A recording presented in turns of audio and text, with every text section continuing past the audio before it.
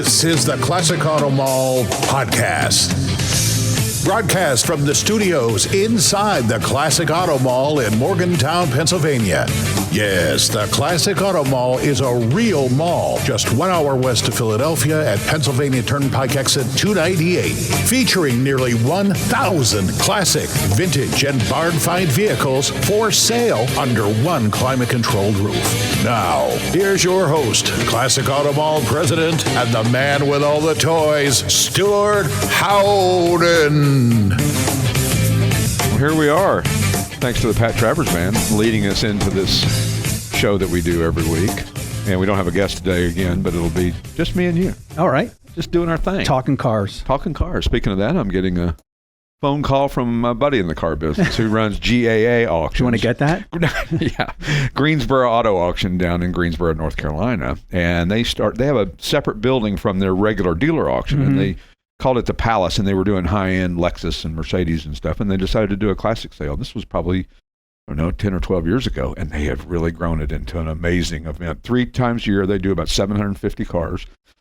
A huge building, all the amenities, skyboxes, food. They just did it right. They just said, okay, if we're going to do this, let's do it right. Let's don't just put it in a warehouse and put a little stage up and, say all of a sudden we're in the auction business. Everything that they do, it was purposely thought out. So they do a wonderful job, and it's coming up next week, and I'm going to go. So excellent. Oh, nice. Yeah. Actually going down to meet with the folks at Speed Digital next week as well in Charlotte to talk about our updated for our website and all that cool stuff. And they handle all of our website and back-end software. And I tell you, if you're a classic car dealer and you're not using Speed Digital, you're making a huge mistake, because it is so user-friendly and so easy, and it just makes life, and I hate to give my competition any advantage, but what the hell? Yeah. Well, remember, in selling classic cars, you've got the only one. That's true. The only one with that miles and that color and that blemishes or perfection, whatever it might be. There's not 20 Camrys out there that are exactly the same. There's not 20 Mustangs that are exactly the same. So my wife works with a woman that has like a 20-year-old, I guess it's a Corolla. And if she just had it detailed, it would look like brand new. Right. But people don't. I see cars that look like they haven't been washed in 20 years. No, for sure. It's just amazing. Now, Speed Digital does just do car businesses, or they're just... No, just classic car websites and back-end software, and then auctions as well, too. So when we do our auction, they did our back-end software for that. And the nice thing about their software is it is amazing, because you can search by just about any parameter you want to search from. You can search by a VIN number, you can search by a stock number, year, make, model, color, owner's name. I mean, there's just so many different ways. And it basically, how a lot of times when you can search in a website or on a software, it's very limited on what you can search for. So we've got to be very specific and all of that. And like our website, I mean, it's difficult. If you type in Chevy, you're more than likely not going to get the Chevrolets up. And we've talked about this in the past. Or you put in Mopar, it may not know to recognize that it's a Dodge or a Plymouth or a Chrysler from that era. So you have to be a little bit more specific when it comes to the website. But they're working on that. And I think with this AI stuff, you can probably be easy to do all that. So somebody said, one of my family members suggested, why don't you just use AI to write the descriptions? And I'm like, you can't. You can't. I mean, that's too specific. Paragraph 1 in our descriptions is the historical factor about that particular make and model or that era or whatever that is. So yes, you could do it with that. And apparently it does an amazing job. Right. I don't even know where to find it, frankly. I'm just not even, I'd rather just write. Hello, can I speak to Mr. Google? Mr. AI? Mr. A, Mr. I? I would like to know how to do this. I think that... I don't know how it works either, to be honest. I don't know where. I got to be. My wife Google. uses it, but I don't know where to find it. Now, what does she use it for? I forget. Can you Google it? I forget. She's used Abby, someone. Yes, she's used it, and she knows where to find it. Right. So, well, I think that's half the battle. I'm not interested. I'm old school. I'm ready. I'm rather just write it from scratch. Well, so right far, here. It's all right here. So hey, listen, you stepped in, and if for those of you who don't know, I stepped in it, man. I'll tell you he what. stepped in it. What is this? Week 3 you've been doing it? Week 3 and 67 cars or something like that. So pumping them out, man. Yeah. Well, and you'll figure out the shortcuts and you'll figure out the things that you can do. It's getting quicker all the time. Plus, when you get a snowstorm like we did, it's slow. I can catch up a little bit. Yeah. But as they say, there's no catching up. We get cars in every day. We do. I mean, we're probably at the best position days out than we've ever been on descriptions and on photos. We took cars in yesterday, and the photos were already up yesterday. It's unbelievable. Yeah, it's really nice. We haven't had that luxury, and we've done a couple of things to make it more efficient because we really have an assembly line here. We talk about that, but that's what it is, and it has the processes, and each person has their thing to do, and it just works out really, really well that way. And Steve, there was a high bar set by Peter. I mean, he did an amazing job, and you have to have the same type of sensibility that he had in order to continue on and to make it seem seamless, because not everybody writes alike.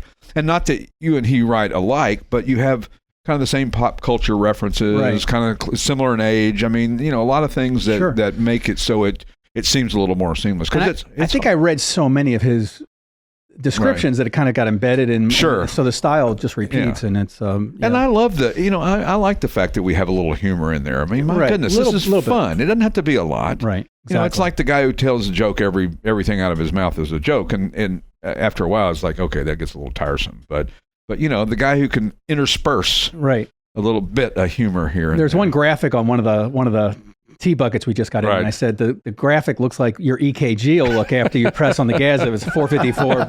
That's so fantastic. little things like that without distracting from the car too much. But, but I'm not fishing for compliments every week, even though I but it'll be nice to get them. Yeah, right. It's interesting. We get people who will literally send us an email and say, "Hey, what a great job, on the writing." Especially if it's can you forward that to me? Yeah, I will, because I need to keep your ego. I won't hear it from them. No. You don't hear it from the peanut gallery. They're just that's next. Come on, we got to get this going. Right, it's an assembly line. This is with no time to stop. Exactly. And you can't have a bad day when it comes to that, because you just got to keep motoring through it. And it's like a real assembly. Like the guy at Ford who puts in the dashboards probably doesn't get pat on the back every day. Hey, great job with that dashboard. Yeah, it's like the only time he gets talked to is when the dashboard is wrong or it's fallen out, or he needs a union meeting. Exactly. So it's excuse me, I've got to be careful with this. I keep forgetting that I have this little microphone right here. But I sure like it better than the other microphone. Awesome. It's much better, and I can hear myself and all that good stuff. So anyway, new cars. How many cars do you think we have in inventory? And this is show 128. 128. Recording it on Valentine's Day, 2024. We love you, Stewart. And you too, Steve. Thank you. Yeah. You too, JR. Well, let's remember our spouses on this day. Well, my wife and I have decided that Valentine's just doesn't affect us, and we don't give gifts on Valentine's Day. I agree with you.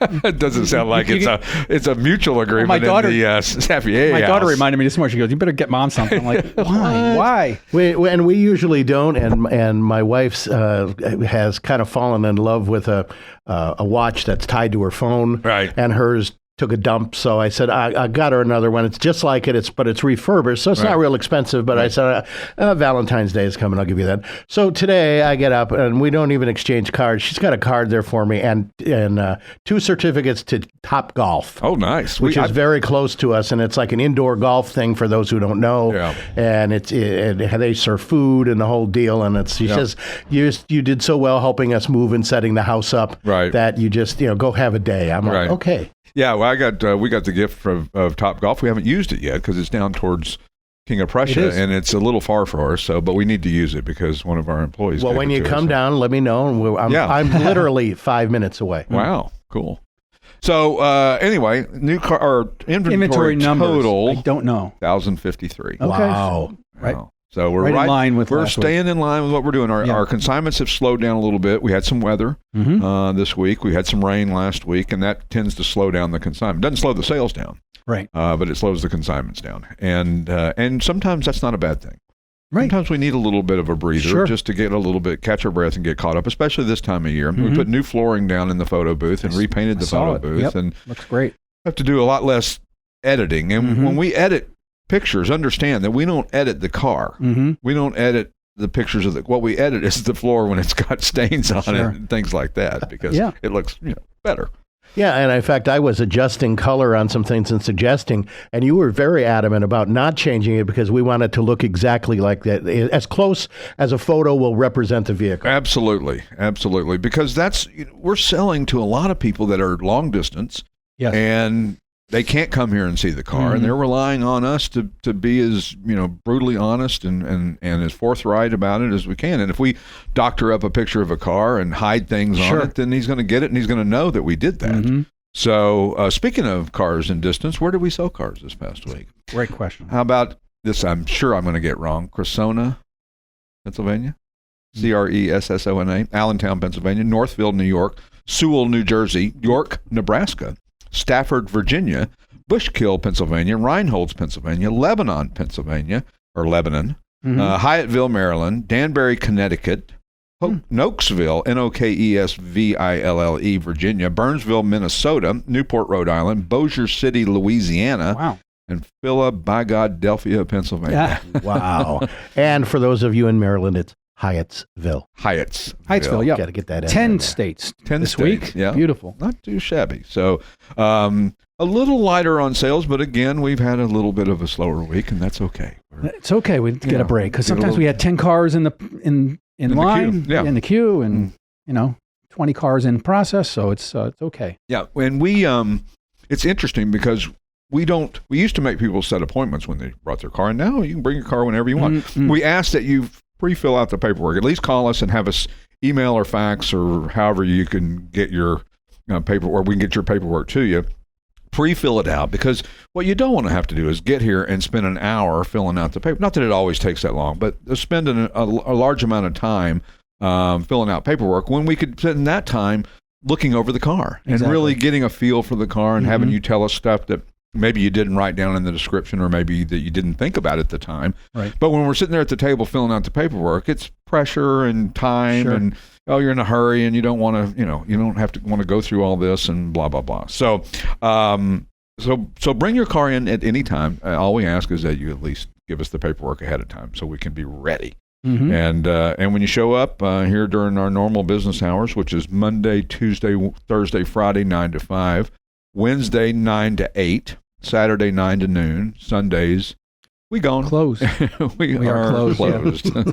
Now, what if I'm in California? Yes. And I want to send the car, but I'm going to send it on a truck. And how do you handle it? Is it like with they get it notarized? Yeah, what they do, we still do the paperwork the same way. It's no different than that. And then they just have the shipper will contact us and say, hey, we're going to bring the car here and we'll be here tomorrow at 4 p.m. And we take it in and verify all the numbers and go on and so forth. So anyway, when we return, we'll talk about some of the new inventory in possession here at Classic Auto Mall. And don't forget our website, classicautomall.com. And if you have a question for the show, podcast at classicautomall.com. We'll see you in a minute.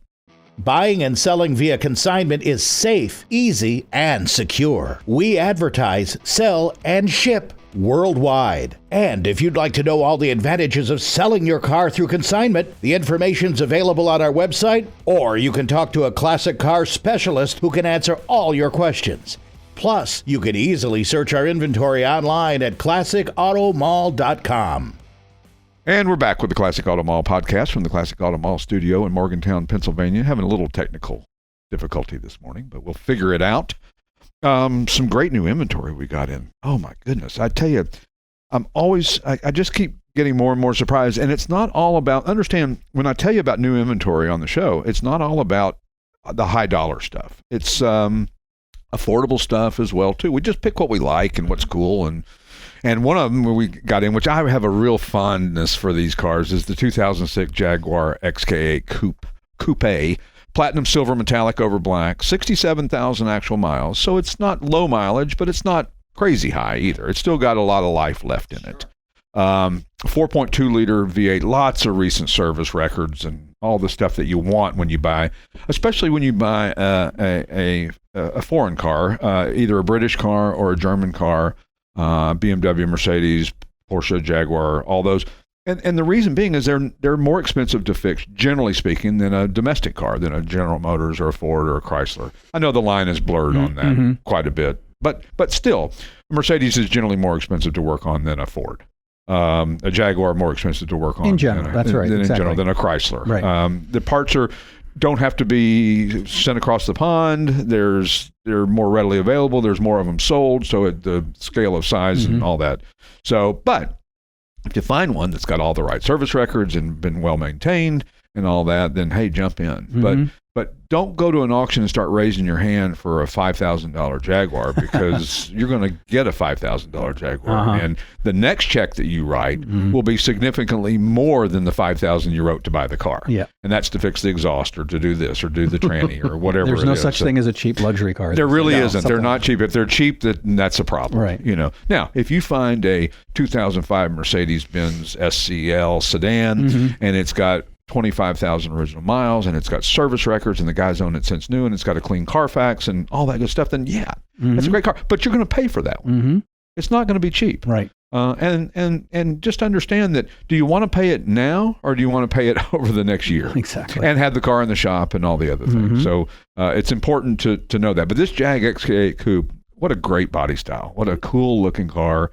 A lot of bang for the buck, if you will. Great car. Also in inventory, the 2004 Dodge Ram 1500 4x4 SLT Rumblebee. Yes. Solar yellow over dark slate gray. They sure are. I think Peter wrote this. He called it retina searing solar yellow paint. That's cool. He's right. So this one's got 51,000 actual miles. They only build them for 2 years. 5-speed automatic. And this was a really kind of a specialty item. I don't know how many of them they made, but they didn't make a whole lot of them. And they were pretty expensive. And they got a 5.7 liter Hemi in them. So they're no slouch. I mean, that's a lot of power for that. And that was the most powerful Hemi that they had at the time, the 5.7 liter V8 in 2004. Because when did the Hemi come back? What was that? 2001? Was the Charger came back? Golly, I'll have to do some. I'll ask AI and then get back to you. Please do. Well, I think you're writing all these things. You would know. I should know that. The more I know, the less I can be sure of. It's like anything. Sometimes you got to be careful of the question that you ask. You better make sure that you know that the person knows the answer. I don't know when the Hemis came back, but they were right around there, early 2000s. Early 2000s, they came back, and of course that was a big deal when they came back. I mean. The power in a Mopar, Dodge, Chrysler, Plymouth product prior to that was not that great. And then the Hemi came back, and boy, it lit up their sales. I got to imagine that their sales changed dramatically. Oh, sure. They've sold millions of Hemis since then. Well, and if you look at some of the cars that they've built since that are based on that architecture of that block, but are now putting out 900, 1,000, 1,100 horsepower. Yep. Out of these things, and you think, well, that's a lot. But like we were talking last week, Ford was getting that out of a 4-cylinder in the IMSA days back in the 90s. Right. So it's all relative. I mean, it depends on how much money you want to spend. Exactly. You can do anything you want, right? You can make a 4-cylinder as powerful as any V8 or V12 or any of that, and vice versa. So anyway, check out the Dodge Ram. All these are available on our website under inventory, and you can search by year or make or model. And go on there and browse away. I mean, it's fun. It's a fun website. It is, and and we're going to update it as well too. That's one of the reasons we're going down to Charlotte next week. I was in the back and I saw a Triumph GT6 Plus. It's if you wanted something that's kind of James Bond looking, it doesn't have the TR shape. Right. It's very cool. It's recognizable, but you can't pick it. You can't say what it is. If you covered the badges, most people wouldn't know exactly what it was. Yeah. Even car guys wouldn't. I didn't. I had to walk up. Oh, Triumph! I didn't realize that. Another one similar to that is the Saab Sonnet, which we haven't had one of. I don't think we've had. We haven't had. I don't think we have. No, we haven't. I have a friend who's a big fanatic and has one. And they're interesting cars. Really interesting. I've never driven one. Oh, it's quick. I did a little video. If you go to my website, there's a video on. Now we're promoting your website. The test drive of the Sonnet. They're quick because they're small and they're low to the ground. They're not. They feel faster than they actually are. Well, as we talked about. Little Ford engine. Little Ford V4. V4. Yeah. And as we talked about last week, car doesn't have to have a big V8 in order to be fun to drive. That's right. I can find the apex of the corner in my minivan. I don't have a minivan, but if I had a Not minivan. anymore. Yeah, I did have one. I drove one for years. What did I write up this week that was it's a small Well, anyway, I'll think of it, but it's one of these smaller cars that feels faster. Kathy's SUV is fast, and we're dinking around coming back from West Virginia and on the screens of all the different things you can pull up, and it actually has a thing where you pull up what the actual horsepower is at the moment you're driving it and the torque. Right. So I jammed it, and it went to 498. Wow. In this SUV. Now, that's a heavy sucker, but man, I tell you, there is way more power than I've ever really realized in that thing. It will go. So, that's and if I may quote Holly.com, yes, Chrysler may not have realized the impact of the performance industry that occurred when the first Gen 3 Hemi rolled off the production line in 2003. Oh, yeah. we were 03. So 03. So this 04 Ram, I mean, would have been right at the beginning of that, and of course they started out with a 5.7 liter, right, which is basically a 350. Yep. Or I mean, maybe 5.7. Yeah, 5.7 is 350. 5.0 is like a 302. Yes. So somewhere in that 5.7, usually they round up or down. Then what did they go? Went to a 6.2? 6.2 or 6.0. Mm-hmm.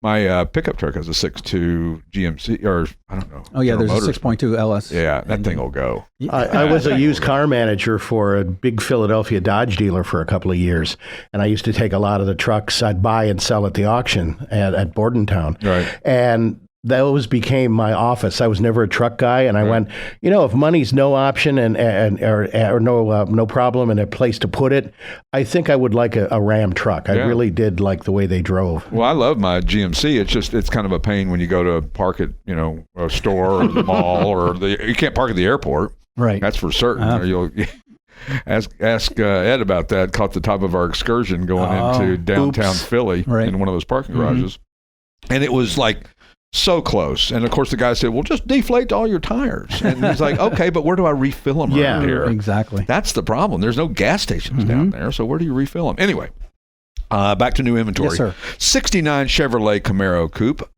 Marina blue over white, fully restored. Date correct, 427 cubic inch V8, not the factory. It didn't come with a 427. We're not claiming it did. It's date correct, meaning that it was built in that era or when a 69 engine would have been built, which usually would have been somewhere between October and September of October of the previous year and September of that year. So October of 68 to September of 69. It would have fallen into that date. A Tremec TKX 5-speed manual, 12-bolt 373 True Track posi rear end. Striking color combo. That Marina blue is really a beautiful color. It really is. I mean, it's a show and go right and that sounds cliched. I say it all the time. I love it. I try not to use it too often in the descriptions, but show and go is a great way to yeah. It's a great description. Well, and you got to get past what I used to do a lot. I would always say, runs and drives great. It's like, can you be a little less specific? I've now thought of 67 different ways to say runs and drives great. Yeah. It's interesting because we try to be as brutally honest about cars without making them.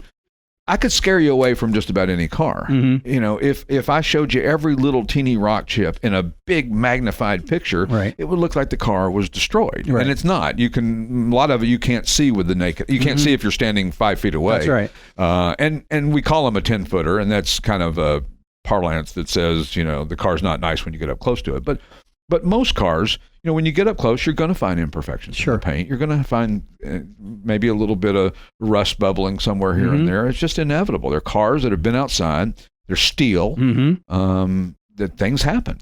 What's amazing to me is how many cars are 9s on the outside and interior, and then we put them up on the lift and we take pictures, and then surface rust just happens. And I've written that. It's like you can keep a car in a garage and it'll get surface rust over time. Right. And it's not a bad thing. It's not structural, but it looks bad. It looks bad. Yeah. Well, how many times have you driven down the highway and there's been a 9-car transporter beside you, and you look up underneath a brand new car and it's got rust on it? Exactly. Yeah. I mean, it's just inevitable that's going to happen. And what we talk about when we talk about rust and rust being bad in a car, it's rust through. It's a rusted hole that went through. It's something that's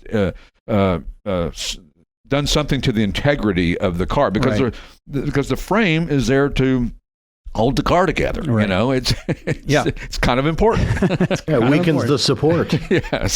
And I mean, very few cars have actually what we call invasive rust in the frame, but there's some thinner pieces of metal that might have rust through, like as you say. And then I have a term where I call advanced advanced surface rust, which has pitting, where there's a little bit of pitting. Sure. It's not structural, right? But it's a little more than just surface rust. Surface You couldn't rust. just sand it off. Right. And surface rust, you could literally just take a piece of sandpaper and sand it off. So other new inventory, 1957 Chevrolet 210 two-door sedan, gypsy red over beige and tan. That's got a 6.2-liter LS3, as we were just talking about, 430 horsepower.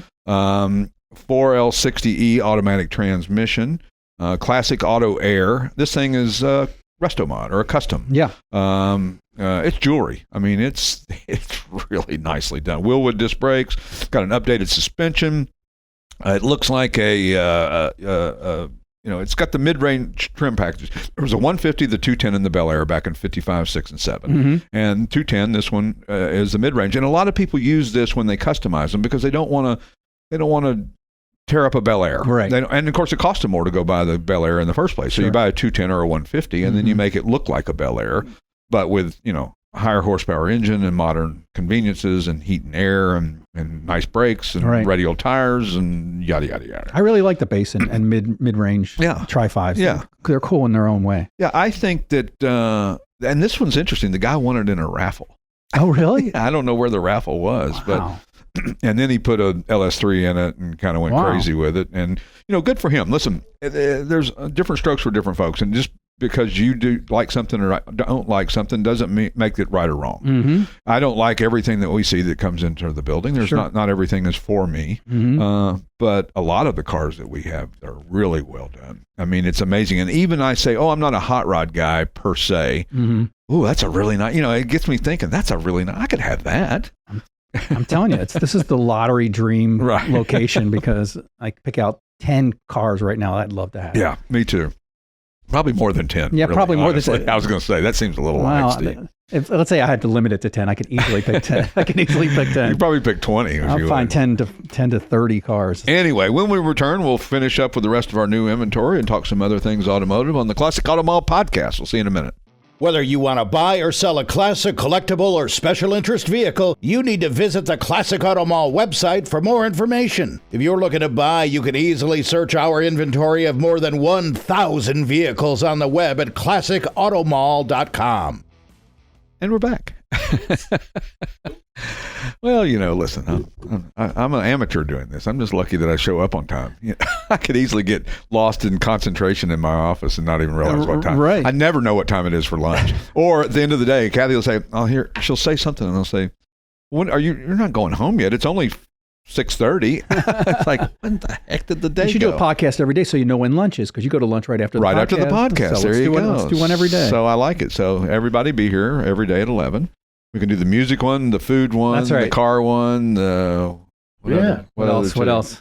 God and country. Pop culture. I was going to do a sports one, how they're talking about the 5 stages of grief. And I think I'm in bargaining right now because the Bills lost going to the Super Bowl because Kansas City didn't give them a chance to get the ball back. So now they've changed the rules, so Kansas City's in another Super Bowl. Yeah. Thank you. And winning. And then winning. I tell you what, it was a hell of a game. And I mean, I hate to get too deep into this, but had the, let's just say the rules been different. They didn't understand the overtime rules. The Chiefs apparently did and had talked about it.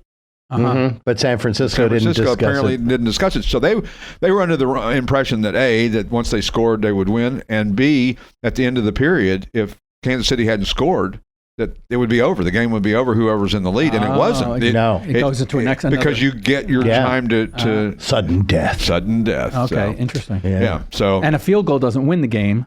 On first possession, and neither does a touchdown. I don't think anymore either. They still have a chance. Normally, and that's in the regular season, you don't have a chance. A touchdown, game's over. Okay. Right. A field goal, game not over. But in postseason, if you score a touchdown, the other team gets a chance to score as well too, which I think is a better rule. Yeah, definitely. You should have another chance. You shouldn't be just like, okay. Yeah, because the coin toss decides the game. Exactly. Right, exactly. Or can decide. And of course, they also said that San Francisco probably, in hindsight, would have not taken the ball first. They would have let Kansas City take the ball first, and then what you got. So it's 4th and 1. You got to go for it. But if it's 0-0, if you haven't neither one scored, then you don't have to go for it. So Yeah, and for those of you who say, why are they talking sports? It's like, well, we're talking a little of everything. And the Super Bowl is going to be talked about for years. That's so exactly this will be evergreen. Well, there were some good car commercials. Yeah. I like the Volkswagen commercial. That was very good. Yeah. Really well done. And the Budweiser Clydesdales with The Wait, the band song. Did not see that. Yeah, that was, it was really towards the end. What other good car commercials were there? There was...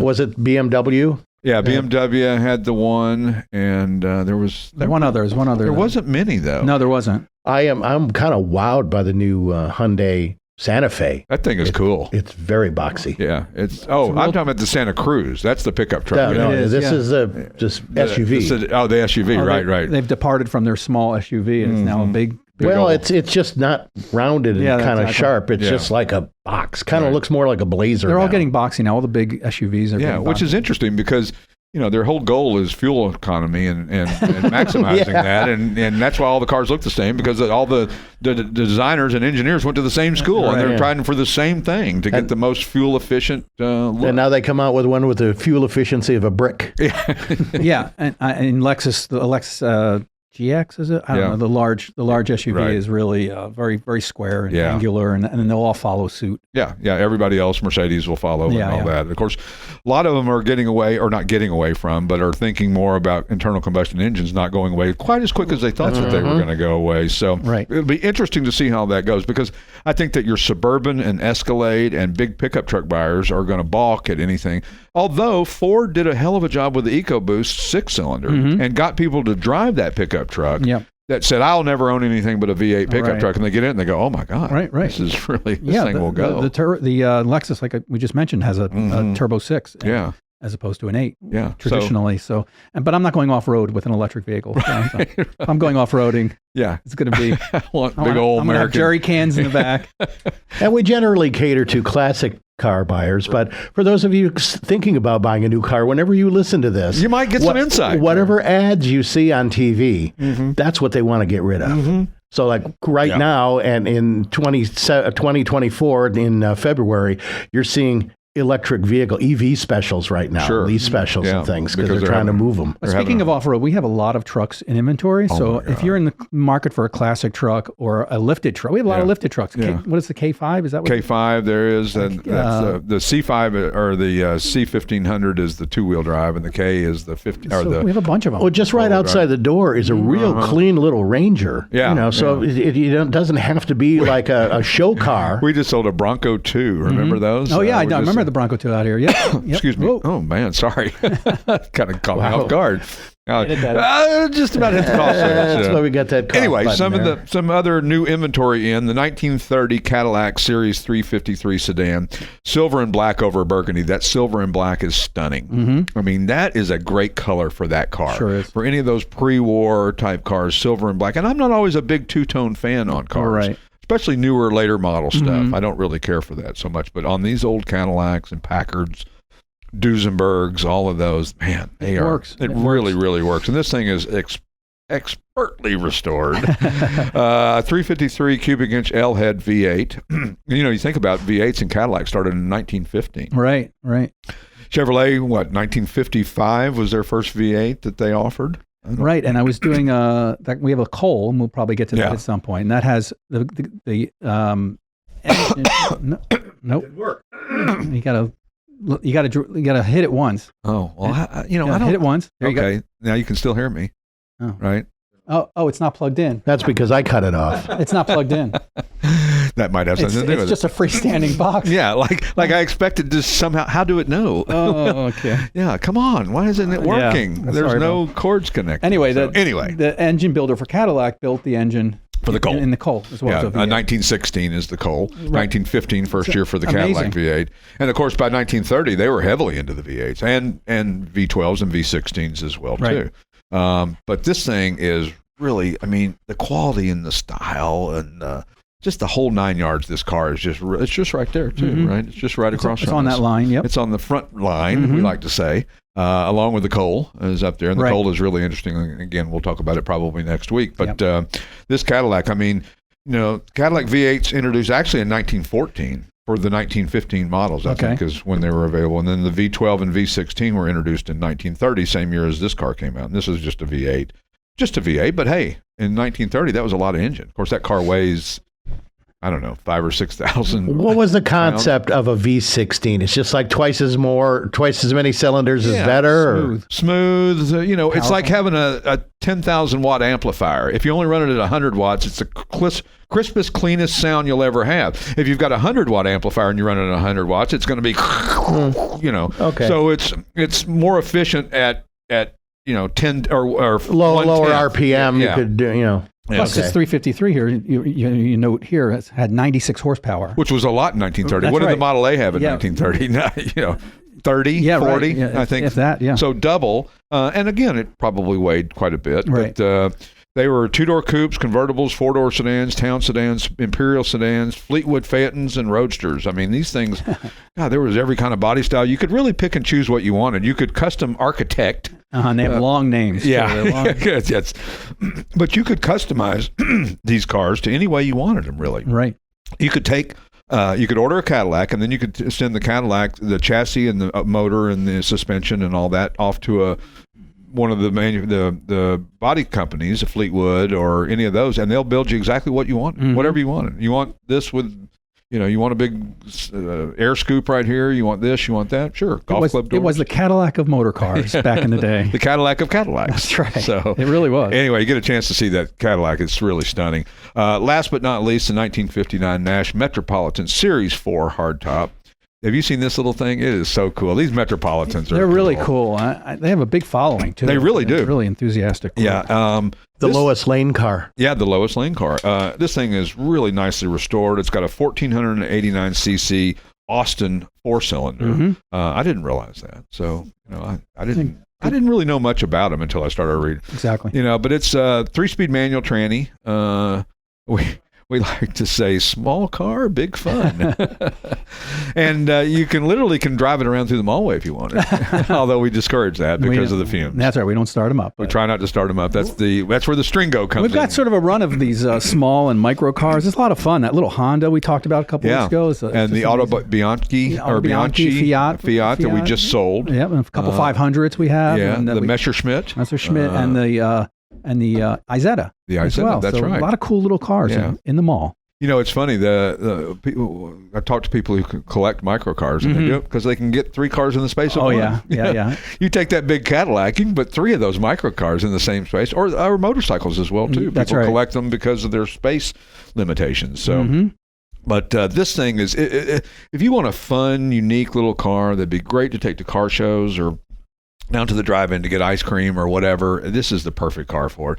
And people, it's amazing. You pull up in a Nash Metropolitan and people will flock to it. That's right. You could have a Hemi Cuda and it would get ignored. More people would be looking at that. Absolutely. So, it's funny just because something doesn't have to be expensive to be cool. You don't have to go out and spend $50,000 to have a cool car to pull up into. How many cars do we have in here that are $15,000, $20,000 cars? And don't get me wrong, I know $15,000 and $20,000 is not nothing. It's still a lot of money for a toy. Sure. I get that. Right.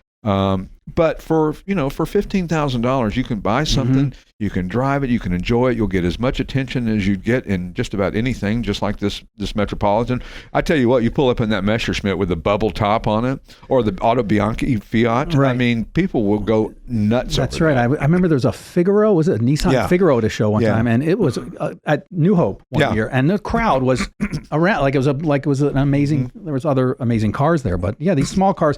And what I like about it, and I've written this in the descriptions, is they elicit smiles. Like people love, the kids like them, right? Families love, women. It's like a Volkswagen Beetle. People just love the Beetle or the vans that they made. I mean, that's the one that really gets people. My goodness. So, I think that a lot of people have misconceptions about the hobby that if you don't have something expensive, then it's not cool, and we're going to look down our nose at you. And that's so far from it. Right. We encourage the $5,000 car here, and we encourage the $5 million car here, and everything in between. There's a lot of great cars sub $20,000 here that you could instantly get into the show hobby world if you want to, or just drive it on weekends. And join the club and go to the cruise in at your local drive-in or church or wherever you go to, and have a lot of fun with it. And then the cool thing is, and we've watched the progression since we started. where people come in, first year we were here, and they bought a $5,000, $8,000, $10,000 car. And then they came back in a year or so, and they're ready to trade up to the next thing. Yep. And so we sell that one for them, and they buy another one. And it's a little bit nicer or a little bit different than the other one. And they just keep that progression. And they're enjoying the hobby, and they're having a lot of fun. Exactly. Not spending a whole lot of money. And usually the ones that are having the most fun are the guys where it's the husband and wife.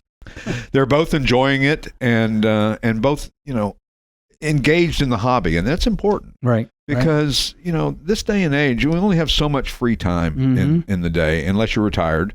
But a lot of people aren't retiring because they don't have enough money to retire. Even if they've got toys and hobbies, they're not going to change their lifestyle.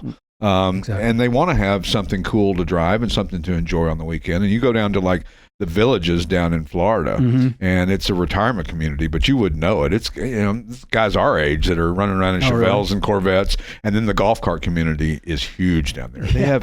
I think they have 50,000 registered golf carts in this one community. And you go to a restaurant or dinner or the grocery store or anything in a golf cart. I know, it's awesome. They don't even drive their cars hardly. Like, so what is it, Sun City, Arizona? It's the same way. It's all golf carts. Sun City Center, Florida, where my grandfather lived. I'll tell you a funny story when we return with the Classic Auto Mall podcast in just a couple of minutes. We'll see you then. Buying and selling via consignment is safe, easy, and secure. We advertise, sell, and ship worldwide. And if you'd like to know all the advantages of selling your car through consignment, the information's available on our website, or you can talk to a classic car specialist who can answer all your questions. Plus, you can easily search our inventory online at classicautomall.com. And we're back with the Classic Auto Mall podcast from the Classic Auto Mall studios in Morgantown, Pennsylvania, telling some stories on the side. About partying with musicians. Famous musicians. And John Daly. He was fun to party with. He was fun to party with. So, all right, long story short, I'm going to tell this story. I'm going to try to make it quick. All right. In 1982, the World's Fair came to Knoxville, and I met this girl from Ocala, Florida, whose daddy had a horse farm and Ferraris, and she was gorgeous, blonde, and there's the car content. Yeah. There you go. She had a Z28 and an M3, or no, and just a 3 Series, not an M3. Right. But she had a Z28 and a 3 Series. She had 2 cars. None of us had 2 cars. No. We had 1 car, luckily, and it was something cool. So anyway, we were back. I brought her up to Knoxville, and we were at the Loverboy concert, and we're jamming, and we're in like the 3rd row, standing up. It's festival seating, which means you don't have an assigned seat. And we're standing about 3 rows from the front, and all of a sudden, this biggest guy you ever saw in your life comes walking towards us, takes a backstage pass sticker and slaps it on Roxanne's legs, picks her up, puts her over the barricade, and away she goes. And where were you? Standing there like, hello? She's gone. Wow. Gone. Wow. I'm like, I hate Loverboy now. I'm never listening to another Loverboy. I picked out like Toy Story with with like those clamp things that you get the prize. So she's gone. Wow. So that was in 1982. So about 8 years ago, I'm at the John Daly Golf Tournament in Branson at Murder Rock Golf Course. John Daly's Murder Rock Golf Course. There's a rock that the murderers used to hide behind in Southwest Missouri. In Southwest Missouri. So we're hanging out with John Daly and my ex-brother-in-law, Sonny Tillis, and we're having a great time. And the guy, Shooter McGavin, was there from whatever that movie was. Happy Gilmore, thank you. And so Daly says, my buddy, I just got a call from Reno. He's coming in to the golf tournament. I go, Mike Reno? He goes, yeah. He goes, he's coming in. He'll be here in about an hour. And I'm like, okay. So I told Sonny Tillis, my buddy, I said, an ex-brother-in-law, I said, you watch this when he gets here. So Mike Reno shows up, sits down on the couch next to Daly. They're chit-chatting and going on and on and on. And I walk up and I just cross my arms and I stare at Mike Reno to the point where he's getting a little uncomfortable. He's wondering, can I help you with something, anything? Is there something on your mind? And I said, 1982 World's Fair, Knoxville, Tennessee. Where is Roxanne? He goes, what? I don't know what you're talking about. I said, 1982 World's Fair concert you did at the Civic Coliseum. Where is Roxanne? He goes, I don't know what the hell you're talking about, but get out of here. You're insane. Security. Yeah. So all of a sudden I start getting a grin on my face and I said, I can't do this any further. I'm sorry. This is what happened. And I told him the whole story and he lost it laughing.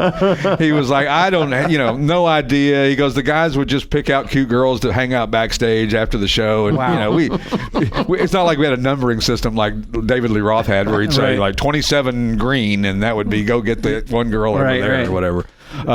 And so anyway, we had a big laugh about it in your honor. Yeah.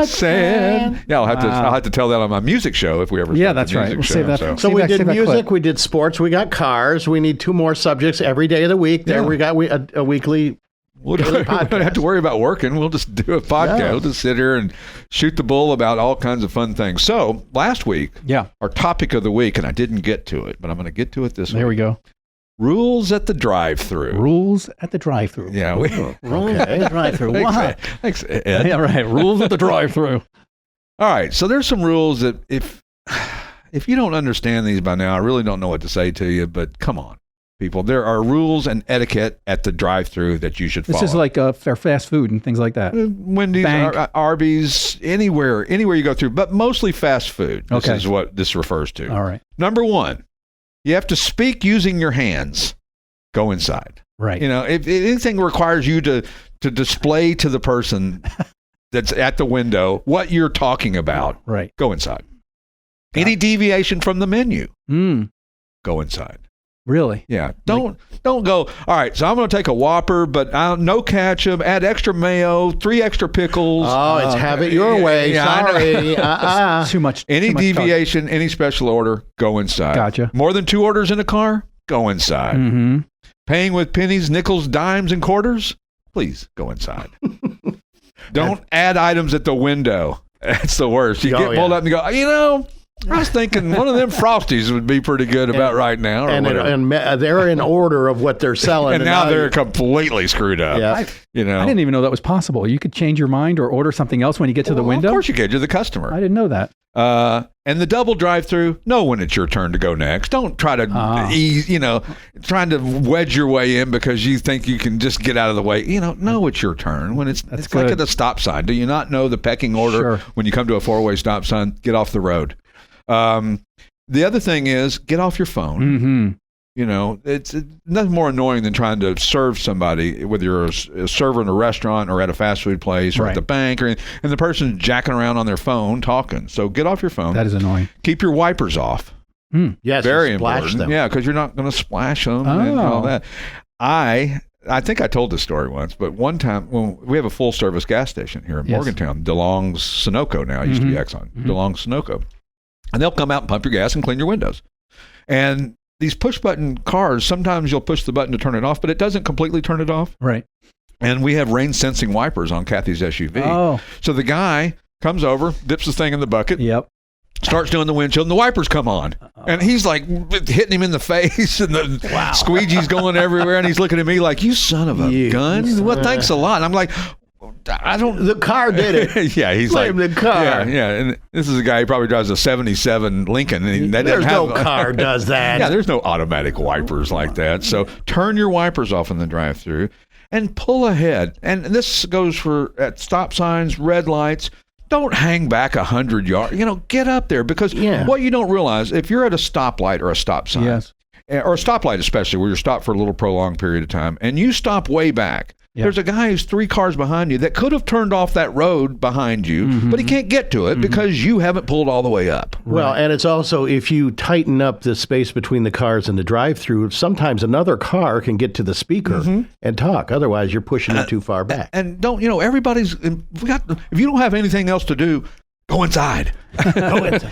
And don't order a Whopper at McDonald's. They don't think it's funny. They don't think it's cute. They don't think it's funny? They don't think that's funny at all. And I've also seen signs that say no smoking. Right. Because they don't want to breathe your secondhand smoke. Right, because people didn't used to think about things like that. Heck, we smoked on airplanes. Yep. And no, I don't want to supersize anything. Don't ask me that every time I go through. This is to the workers. And don't ask me if I'm using the mobile app. If I was using the mobile app, I'd be parked in mobile app slot number 2, which it would tell me where to be. And I wouldn't be in the drive-thru. And I can't be using it while I'm driving, so shut up.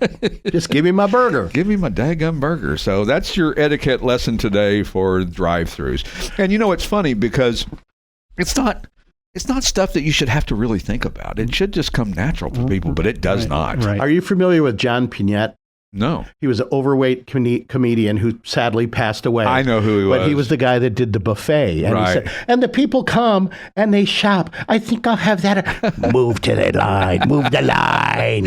Just grab something. It's a buffet. Just fill your plate and move along. Yeah, it's all the same stuff. It's all fried. If it's the shrimp or the chicken or whatever, it's all just fried stuff. You can come back for seconds. And you can always come back for seconds. Right. Get out of the line. You see the plates like this. You ask somebody, how was the food at the buffet? They go, I couldn't eat another bite. That's not what I asked you. I asked you how was the food, not how much did you get. And of course, here at Shady Maple, one of the most famous buffets in the region, probably. Yeah, and a lot of people come to Classic Auto Mall and then they go to the Shady Maple. Make a day of it. And it's got a select. I mean, it's unbelievable. It's so much stuff you can't even. Yeah. And the problem is that everything kind of looks good. You know, it's like having too many choices. Well, I want a little of that. It's like Thanksgiving. You know, my father-in-law would do that. He didn't eat a lot, but he liked to have the choice, and he would stand and shop. You know, and it's like, and get out of the line. And most people only go to that place maybe once every year or two, so it's not like they're going every week and then they can try something different. I'll get that next time I'm here. Right. No, they're trying to get everything today. They make it look good. So, they make it look good. They do. But do they make it taste good?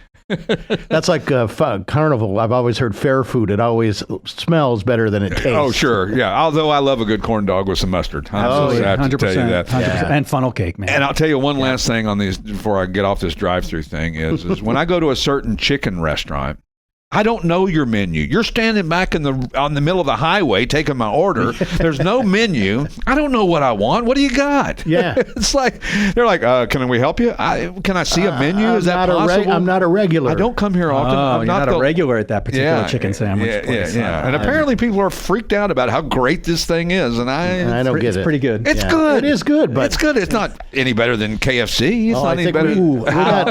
We podcast at classicautomall.com. That's right. Well, good thing. Your favorite chicken sandwich restaurant. Yes. And I got to correct something last week that I said. I was talking about the Fast Car song that you were so enthused about, Tracy Chapman's song, and I said Luke Bryan, and it was Luke Combs. Yes. Oh, right. So Luke Bryan. I should have caught that because I'm a big country fan. Well, you should have, and I should have. And I don't know why he said he worked in the market as a checkout girl. Why didn't he change that line to checkout guy? I don't know. Yeah, that's right. So I got a last question for you.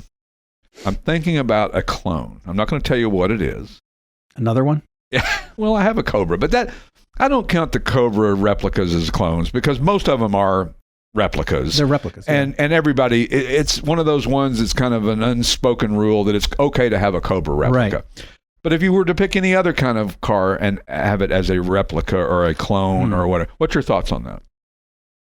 It all depends on the car. We talked about the GTH tribute car that we have here. I drive that all day long. But would you lead with... it's a clone. When you go to a car show, the first question people are going to ask you is it real? Right. And do you lead with, well, it's a clone or it's a, or what would you say? Would you say clone? Yeah, I would say it's not real. I would say it's real unless I was selling it, you know, and then you'd get caught in a lie and it wouldn't be good. So, but it's like, I'd like an Aston Martin DB5. It's hard to clone that. It sure is. But it's funny. I got caught in a pretty big lie one time when I went to summer camp in North Carolina. I told them all I was in a band, and I didn't know a name of a band, but we were at the record store in Morehead City, North Carolina, and the Four Tops was the first thing I came to when I was thumbing through the record. So I said it was the Four Tops, and I played lead guitar and was the lead singer. And one of the counselors, and it was a 3-week camp, co-ed, and one of the counselors went home because said some family thing, and he had to go home. Normally they wouldn't go home. And he comes walking back in our cabin late one Sunday night after he'd been gone all day, Saturday and Sunday, and he's got an acoustic guitar in his hand. He goes, "Hey, Stewart, why don't you play us a song here that you're in a band?" And I said, "I don't know how to play acoustic guitar. So I can play electric guitar." That's funny. But I learned my lesson. Yeah. I learned my lesson. Yeah. Don't tell them anything that you don't know how to do if you don't know how to do it. That's right. So it's with that clone. Like we have a Batmobile here, right? And I remember one of the first days I was here, Steve said we have a Batmobile that was in a movie. It's an actual movie car, but he says it only has a golf cart motor. That's how it moves around. And then he added, but the flamethrower works. Right. Yeah. That's a faithful tribute. So if I had that Aston Martin, I'd say, it's got a Pinto engine in it. But I would, it looks like an Aston Martin. Yeah. So I've learned to, just tell the truth, even if it's not pleasant. So there's always going to be somebody at the car show who knows GTH, for example. Right. And right away they'll know. Right. It's a beautiful car, that GTH. That's what I'm saying. If you're going to own a clone. That's it. That's what I'm saying. Depends on the make. Now, there's a lot of Grand Nationals you can clone it to a GNX because all those parts are available. Right. The gills, the fender flares, emblems. Even the rear differential with the panhard suspension is available, actually. So probably be expensive, though, right? It is expensive, but it's a upgrade. I'd really like to have a Regal T-Type with the turbo engine in white with like a tan interior. Did I tell you I almost wrecked one? Yeah, I think we did. Radio station in Baltimore was giving one away. Wow! And they had me bring it up to the state fair in Timonian, and it had rained. And I took it from the station and I punched it to get on the expressway to go north. And I came off the ramp and it was like, whoa, I almost lost it. I was like, wow, this thing moves. Yep. Oh, yeah, they were very, very quick. And surprisingly quick because we didn't have cars that quick at that time. Right. There weren't many cars that were that quick. You weren't used to it. It's like me and my Trans Am, 180 horsepower. That felt fast. It did. But, if I'd have had a Hellcat. Right. Oh, no. I had an SS 368 Chevelle 396, and it took it a while to get going. But once it did. Oh, yeah, then it hauled, but man.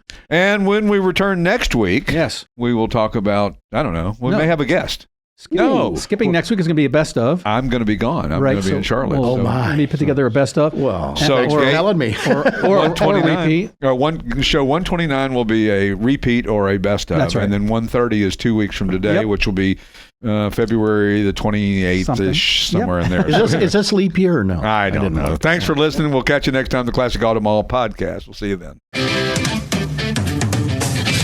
You've been listening to the Classic Auto Mall podcast with your host, Stewart Howden, executive producer Steve Safir, produced and engineered by yours truly, J.R. Russ. Thanks for listening and sharing the Classic Auto Mall podcast. Available on classicautomall.com, YouTube, or wherever you get your podcasts. Music courtesy of the Pat Travers Band, produced by Car Smarts Media. Copyright all rights reserved.